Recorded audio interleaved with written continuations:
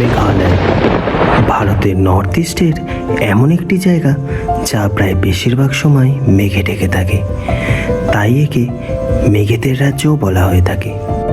1972 সালে অর্থাৎ স্বাধীনতার প্রায় 25 বছর পরে গারো, খাসি, জয়ন্তী এই তিনটে পাহাড়কে মিলিয়ে মেঘালয় রাজ্যটিকে তৈরি করা হয়।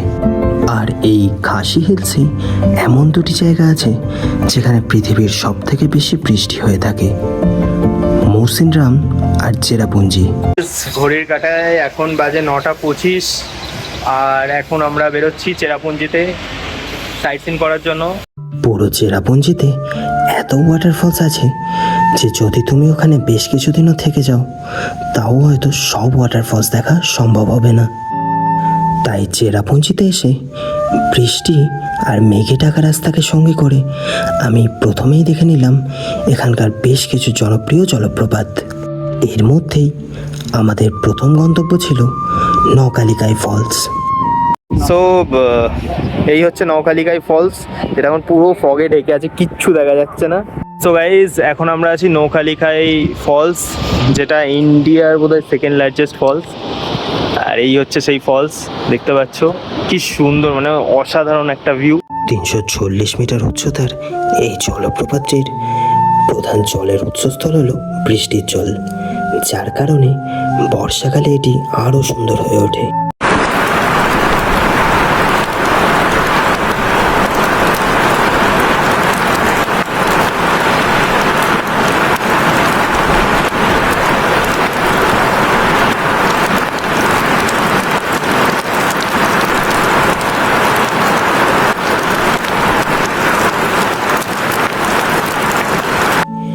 আর এর সব থেকে সুন্দর বিষয় সেটি হলো ঋতু পরিবর্তনের সাথে সাথে এই ফলসের জলের রঙেরও একটি পরিবর্তন হয়ে থাকে।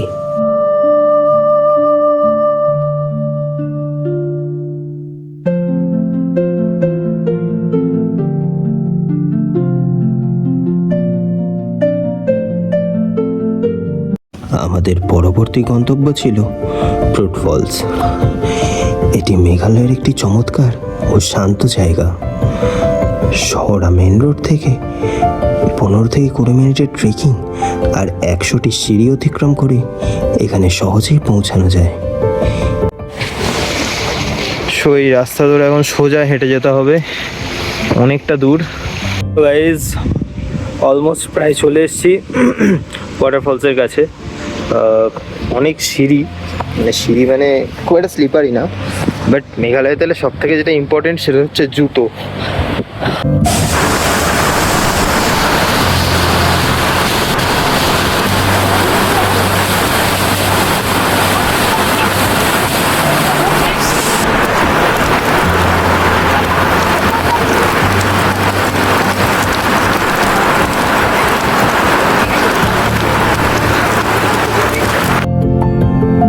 এখানে সাধারণত পর্যটকদের ভিড় কম থাকে। প্রকৃতির মাঝে সময় কাটানোর জন্য এটি দারুণ জায়গা।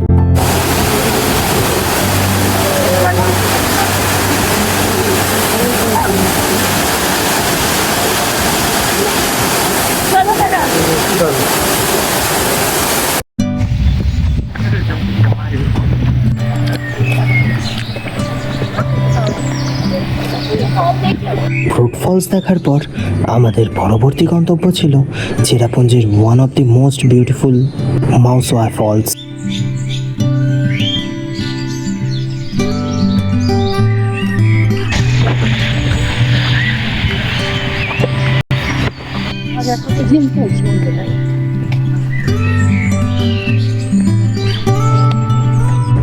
পূর্ব খাসি পাহাড় জেলার শহরা এলাকার লিওদুত ও মাকাও গ্রামের কাছে অবস্থিত একটি সুন্দর ও শান্ত লুকানো জলপ্রপাত।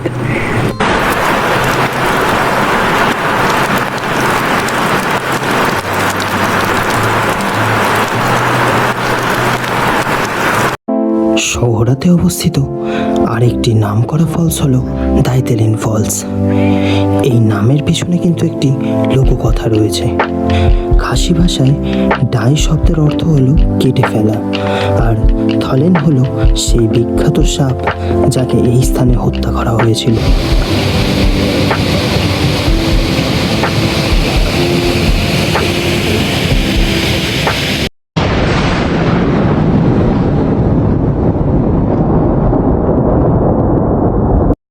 Arwa Caves, one of the কি বলবো most dangerous cave like in our trip.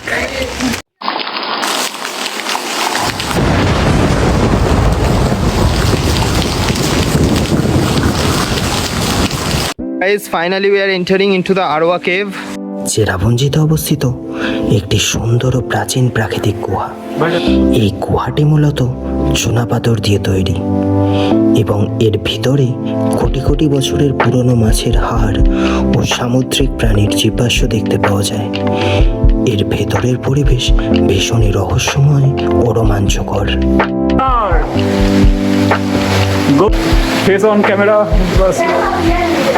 আর আমরা চলে এসেছি সেভেন সিস্টার ওয়াটারফলস, যেটা পুরো ফগে ঢেকে আছে, দেখা যাচ্ছে না। এই হচ্ছে সেভেন সিস্টার। প্রায় 315 মিটার উচ্চতার এই জলপ্রপাতটি খাড়া চুনা পাথরের পাহাড় থেকে নিচে আছড়ে পড়ে। চুনা পাথরের পাহাড় থেকে জলপ্রপাতটির জলধারা 7টি আলাদা আলাদা ধারায় ভাগ হয়ে যায়। বর্ষার দিনে মেঘ ও কুয়াশার লুকোচুরি এই অঞ্চলের সৌন্দর্যকে আরও বাড়িয়ে তোলে।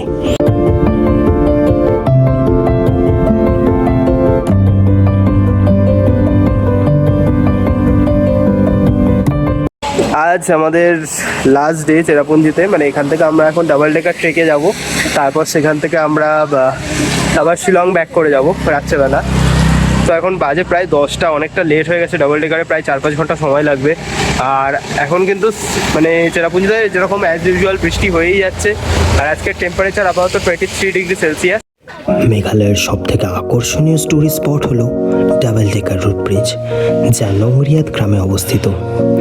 প্রায় 3.5 থেকে 4,000 সিঁড়ি আর 2টো সেতু অতিক্রম করে তবেই এই ব্রিজের কাছে পৌঁছানো সম্ভব। So guys, we are way towards the double decker bridge of Meghalaya.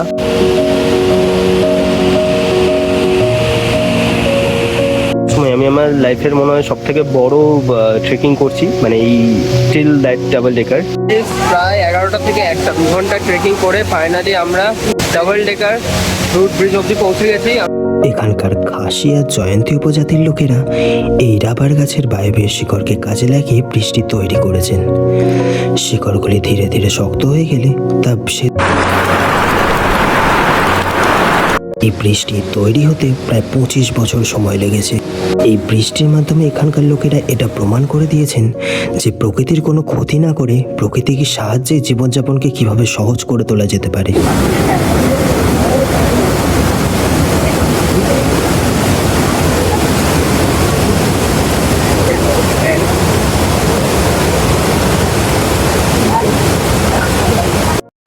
Shillong থেকে প্রায় 20 কিলোমিটার দূরে মেঘালয়ের স্মিথ গ্রামে অবস্থিত এই সুন্দর জায়গাটির নাম হল লাইটলুম ক্যানিয়ন। সবুজে ঘেরা এই গিরিখাতটির উচ্চতা প্রায় 5,000 থেকে 6,000 ফিট। এই জায়গাটির সৌন্দর্যে আমি এতটাই মোহিত হয়ে গেছিলাম যে পরবর্তী প্রায় 1 ঘন্টা আমার এখানে কিভাবে কেটে গেছিল আমি সেটা বুঝতেও পারিনি। সত্যি জায়গাটা এতটাই সুন্দর যে স্বপ্ন আর বাস্তবের মধ্যে পার্থক্যকেও এটি নাশ করে দেয়। মেঘালয়তে এসে তুমি প্রকৃতির সাথে এতটাই মিশে যাবে যে এখানকার পাহাড়, ঝর্ণা, গাছ তোমার সাথে প্রকৃতির সম্পর্ককে আরও নিবিড় করে দেবে। কংক্রিটের জঙ্গলে থাকতে থাকতে আমরা কাজে এতটাই বিভোর হয়ে যাই যে আমরা ভুলেই যাই যে আমাদের জীবনে প্রকৃতির গুরুত্ব ঠিক কতটা। তা হয়তো এই মেঘালয়তে এলেই আমরা অনুভব করতে পারি।